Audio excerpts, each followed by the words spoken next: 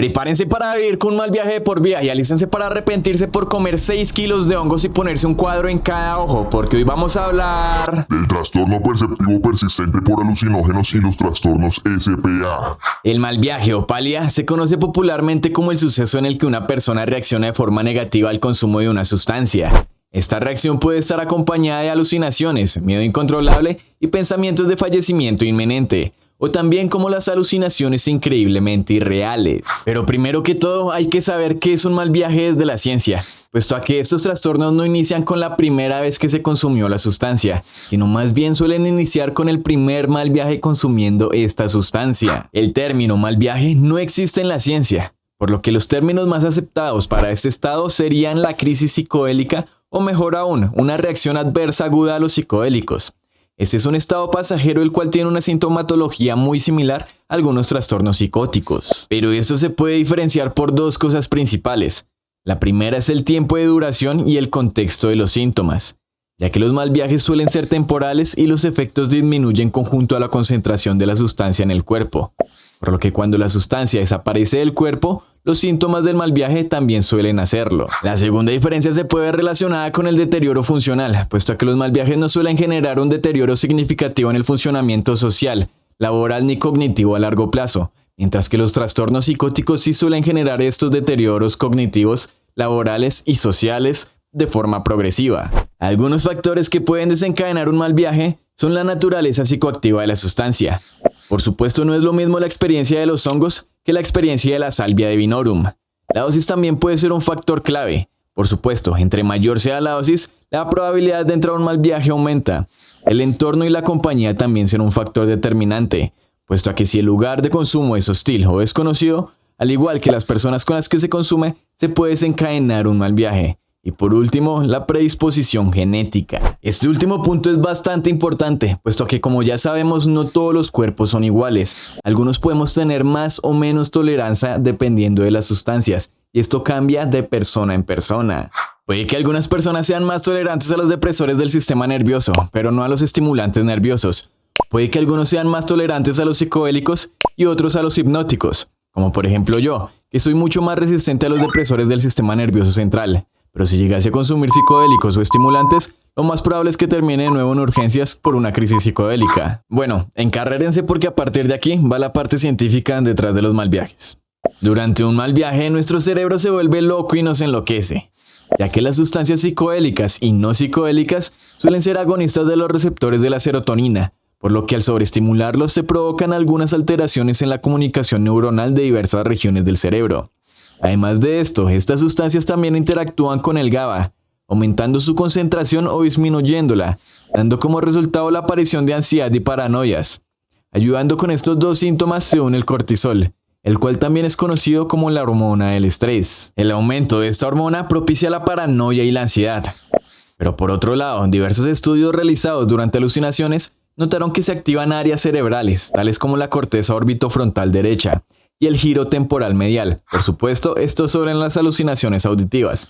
Pero en las alucinaciones visuales, las áreas activadas son la corteza occipital, infratemporal y prefrontal, encargadas del procesamiento visual, el reconocimiento de objetos y la imaginación visual. Pero por supuesto, los únicos síntomas de los mal viajes no suelen ser las alucinaciones auditivas o las alucinaciones visuales. Esto también se acompaña con desrealizaciones, ansiedad, ataques de pánico, paranoia, agitaciones psicomotoras, temblores, los sentimientos de muerte inminente, inclusive pensamientos suicidas acompañados con autolesiones.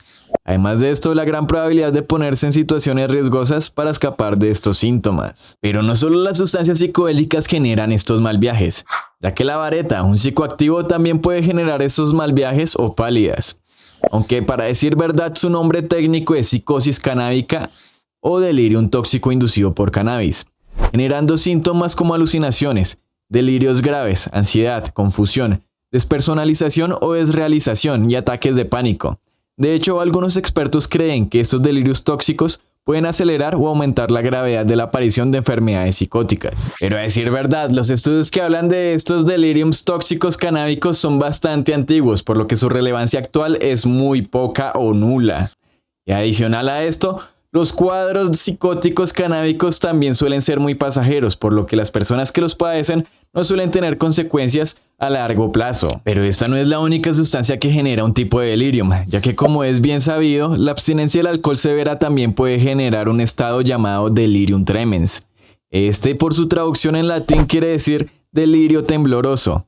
Aunque se creía que este padecimiento solo sucedía con la abstinencia del alcohol o algunas infecciones, también puede generarse al experimentar una intoxicación por benzodiazepinas o barbitúricos. Cabe aclarar que para que esto suceda por abstinencia del alcohol, el afectado debió haber consumido en promedio de 1.8 a 2.4 litros de vino, o de 3.3 a 3.8 litros de cerveza de forma diaria durante muchos meses, asegurando así su dependencia etílica. El delirium tremens suele ser la tercera fase de la abstinencia del alcohol, uno de los únicos síndromes de abstinencia que puede generar el fallecimiento del paciente, puesto a que genera efectos físicos como palpitaciones, sudoraciones, convulsiones, temblores y alucinaciones, los cuales pueden llegar a causar el fallecimiento de la persona.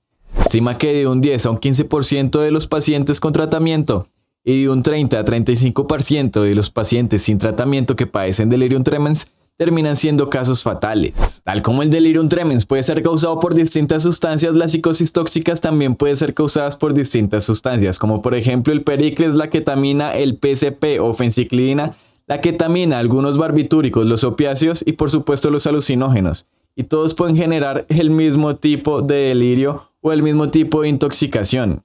Pero todos los padecimientos anteriormente nombrados generan un problema aún más duradero en la mente. Me refiero al trastorno perceptivo persistente por alucinógenos, o por sus siglas en inglés, HPPD, como nos referiremos a él de ahora en adelante. El HPPD es un desorden caracterizado por la presencia continua de perturbaciones visuales, similares a las experimentadas durante la ingestión de las sustancias alucinógenas. Para diagnosticar esta condición no se deben tener registros anteriores de patologías psiquiátricas, tales como psicosis, esquizofrenia o tampoco enfermedades neurológicas que puedan generar síntomas similares. Además, esta condición no es pasajera, sus síntomas son persistentes. Esta condición genera cambios perceptuales, los cuales incluyen halos o auras que rodean objetos, rastros después del movimiento, dificultad para distinguir entre colores, cambios en el matiz, ilusiones de movimiento, nieve o estáticas visuales, distorsión de la dimensión o el tamaño de los objetos y una mayor conciencia de los flotantes. Y por supuesto, todos estos síntomas suceden después de una experiencia psicodélica o un mal viaje. Estos síntomas pueden variar en cuánto se manifiestan al mismo tiempo y la intensidad de los mismos. Bien cabe aclarar que estas perturbaciones no incluyen alucinaciones verdaderas en el sentido clínico de la palabra.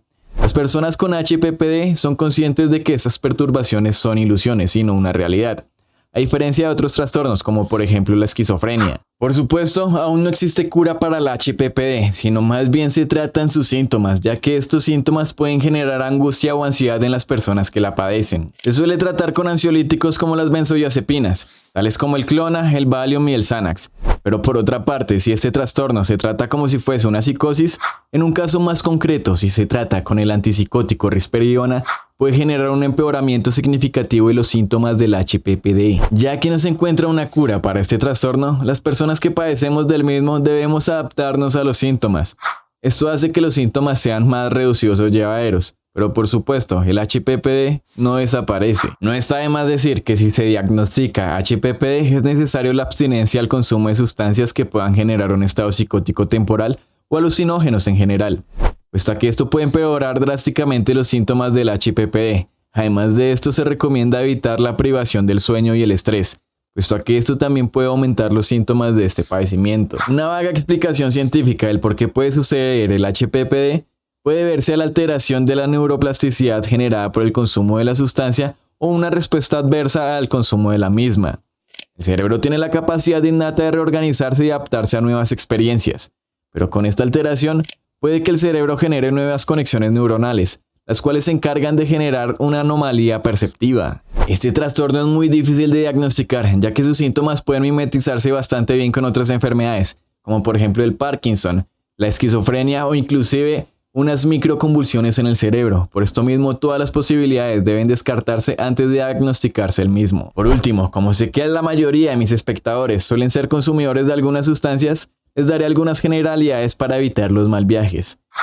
Estos son el consumo de pequeñas dosis si es la primera vez que consumes esta sustancia, evitar el exceso en cuanto a la dosis consumida, estar en un ambiente controlado y conocido por el consumidor, encontrarse acompañado por una persona que no esté bajo los efectos de esta sustancia, estar con personas que generen confianza, mantenerse debidamente hidratado, no mezclar sustancias y por supuesto mantener siempre la calma. Bueno muchachos, espero que les haya gustado el video y si quieren apoyarme por favor vayan a seguirme a la página de Facebook ya que me inhabilitaron por completo la anterior. Obviamente porque estos temas no suelen ser muy tratados en páginas o plataformas como estas redes sociales. Por eso también he intentado no hablar tan explícitamente de algunas sustancias. No siendo más, recuerdo que pueden darle like, seguirme y compartir para llegar a muchísimas más personas. Y muchachos, no metan vicio.